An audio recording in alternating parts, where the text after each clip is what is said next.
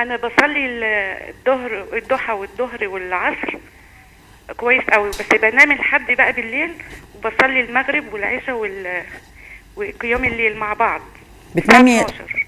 بتنامي وبصلي لحد بسرعة بالليل؟ جدا يعني ايه بتنامي لحد بالليل؟ عشان انا عيانة يعني.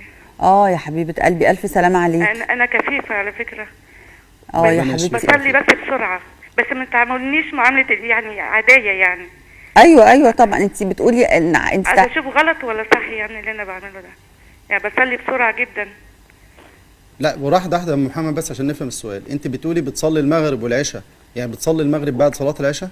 لا المغرب والعشاء وقيام الليل بالليل الساعة 12. ايوه يعني المغرب بتصليه قضا؟ لا مع بعض، يعني الاول المغرب وبعد كده العشاء وبعد كده قيام الليل الساعة 12. طيب قيام الليل هو اللي الساعه 12؟ ايه؟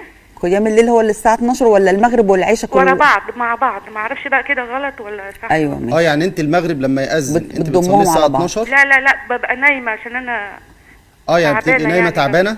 ايوه. حاضر. اه ماشي. الف سلامه عليك يا حبيبه قلبي. هو اولا ربنا يشفيكي ويعافيكي. لازم يا اخوانا تعالوا ناخد شويه معلومات سريعه كده. من افضل الاعمال الصلاه لوقتها او الصلاه على وقتها كما قال النبي صلى الله عليه واله وسلم. ده مهم جدا ان انا اول ما ياذن ان الصلاه كانت على المؤمنين كتابا موقوتا. فانا الظهر ليه وقت، العصر ليه وقت، المغرب ليه وقت، العشاء. وطبعا احنا عندنا حاجه اسمها وقت اختياري والضروري، فاحنا مش عاوزين ندخل في المسائل التفصيليه دي وان كان اصلا تحتاج الى شرح. لكن الاصل ان انا بصلي الصلاه لوقتها او على وقتها كما بين النبي صلى الله عليه واله وسلم. هل يجوز التاخير؟ لا يجوز التاخير الا لضروره. يجوز التاخير الا لضروره. طيب من غير ضروره، ما فيش عذر مثلا، ما عنديش عذر، ما عنديش ضروره، هل يجوز التاخير؟ لا. ورب العالمين قال فويل للمصلين الذين هم عن صلاتهم ساهون. طيب ويل يعني ايه؟ ويل واد في جهنم والعياذ بالله، قعره بعيد. اللي بيدخل جهنم والعياذ بالله بيقعد نازل كده في النار كده 70 خريفا حتى يصل الى هذا الوادي. طيب ده لمين؟ الله عز وجل يقول فويل للمصلين الذين هم عن صلاتهم ساهون. قال ابن عباس أي يؤخرون الصلاة عن وقتها، أي بدون عذر.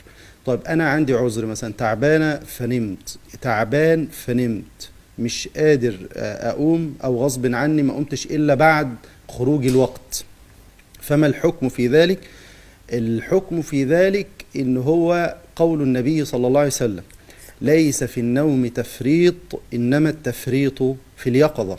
يعني اما انت ادام ما فرطتش فانت خلاص ليس اثم مفيش اسم انا غصب عني نايم او مريض وخدت برشام، فالبرشام ده تعبني جدا جدا وما قدرتش اصحى اصلا غصب عني، فقمت مثلا بعد صلاة العشاء. بعد صلاة العشاء هل اصلي المغرب؟ اصلي المغرب بالمناسبة، وده وقتها ليك انت، لاني احنا قلنا الوقت وقتان، وقت اختياري ووقت ضروري. فالوقت ضروري لاصحاب الاعذار. فانت يا حاجه ادام مش قادره وانت غصب عنك فقمتي مثلا، لكن ان قدرت اللي انت تقومي لا يبقى الصلاه لوقتها، ده الافضل. الصلاه لوقتها. طيب انا باخر، اوعي تكون عاده، انا خايف ان هي تكون عاده عندك وبالتالي احنا ندخل في خطر عظيم. لكن لو غصب عنك بتنامي مش عارفه تصحي، فهنا مفيش مشكله وربنا يشفيك ويعافيك ان شاء الله باذن الله.